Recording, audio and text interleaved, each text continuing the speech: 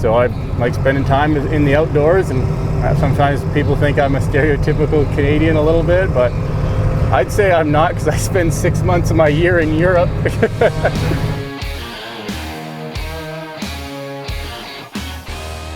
This is the shipping container. This is where I store all the toys, tools, skis, some skis at least. Try to keep as much stuff as I can out of the cabin when I'm gone, but it's all locked up in here. So yeah, my name's Reece Howden. I'm a ski cross racer on the Canadian ski cross team. 3-time overall world champion, 2022 Beijing Olympian. With this Olympics coming up in Livigno, firstly, it's just going to be nice to have one that isn't, including COVID restrictions. Like, my family's going to be out watching, which is going to be great.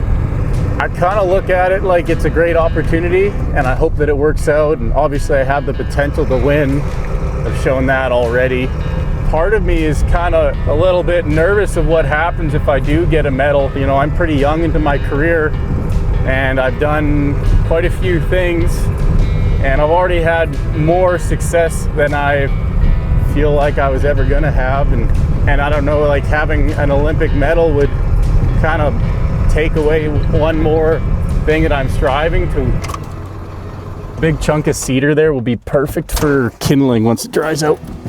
So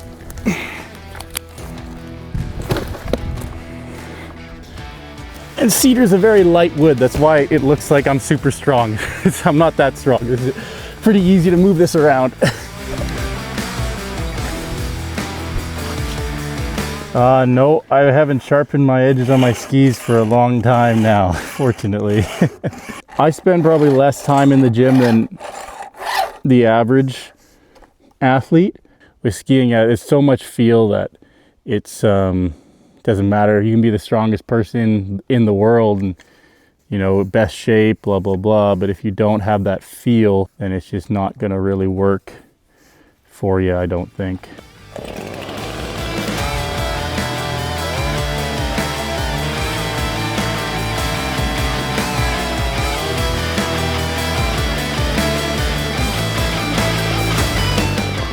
Rule number 1 of cutting firewood: always cut firewood uphill from the road. I think I let slip one time in front of sauna that maybe I had hunted bears or something or whatever, and obviously that's pretty uncommon in Europe, so I think they locked onto that, which I have. We have a predator season in Canada, but yeah, I think that's something they locked onto.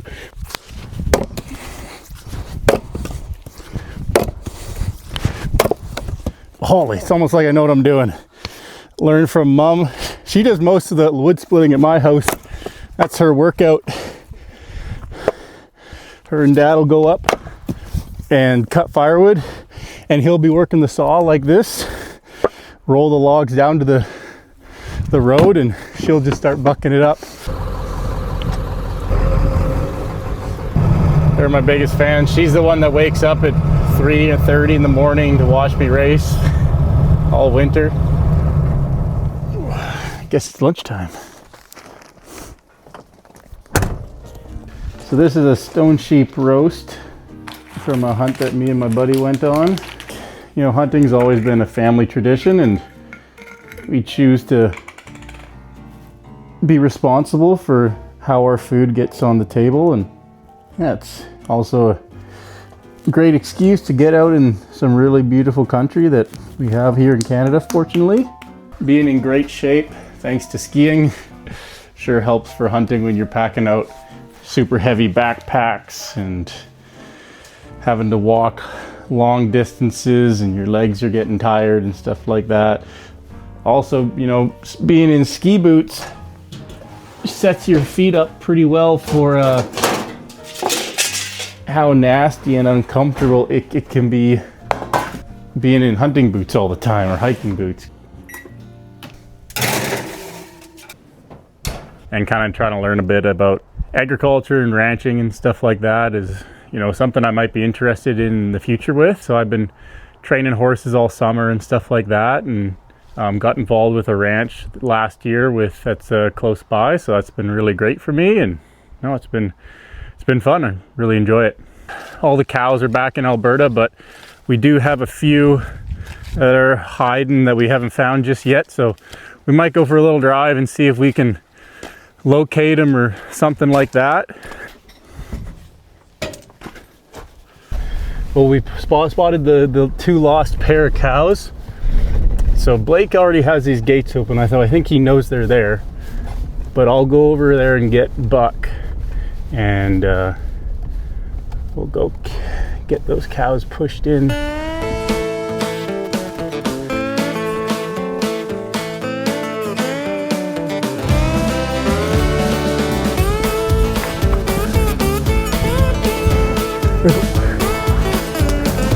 All right. There's other cows there. Whoa, whoa. Good job, Vivi. Come on out, come on out. Get. Like, this cow is crazy.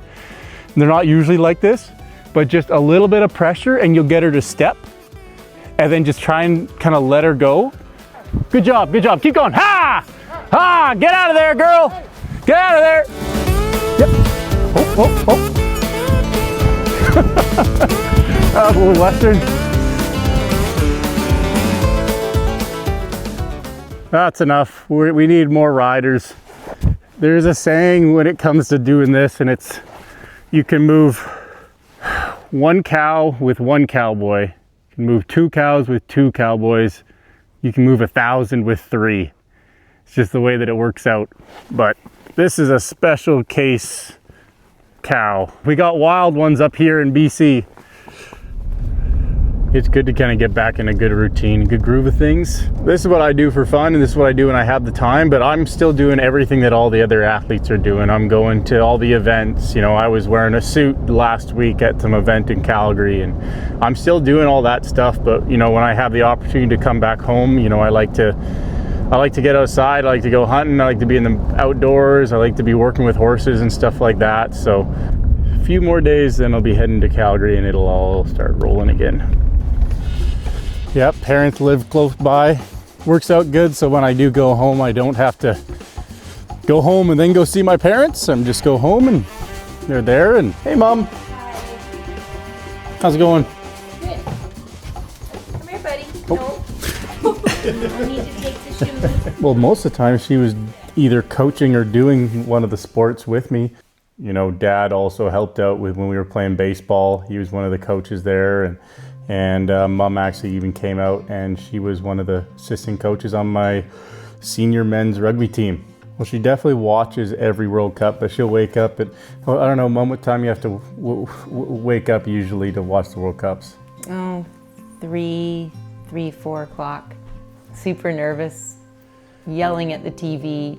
I'm sitting right where you are, and usually the Christmas tree's set up there, and yeah, one day 4 o'clock in the morning, and E01, and I jumped up and down and the Christmas tree fell over. I bet you I've won 30 to 40% of the World Cups that you've been to. Yeah, more. So usually when she's there, I do pretty well, and So I'm not sure if that's about me. I'm not sure if it's because of them or it's because I'm in Canada, but Yeah, no, my husband and I are always at the Canadian ones. well, I was fortunate enough to have my family there when I won my first World Cup in the Kiska, so that was pretty unreal.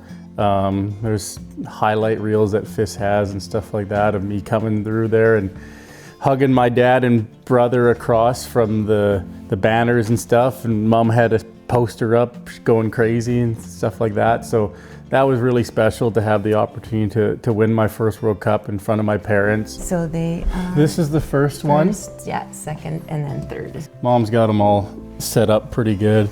And we got World Juniors, or no, Rookie. Youth Olympic Games down there, gold medal, and Rookie of the Year. That was the same year. I got Rookie of the Year and the first Globe in the same year. I don't know if that's been ever done before, but that was pretty cool. So. Yeah, this season, you know, I'm not really going into it any different than I am any other season. Tomorrow comes, whether whether it's gold or whether it's bronze or whether it's non-existent. So we'll see how it all goes and have fun and keep racing. I said, you better make me have to buy another one. Another one. We already need another one. Put beside it for the next medals and trophies from this season. Yeah.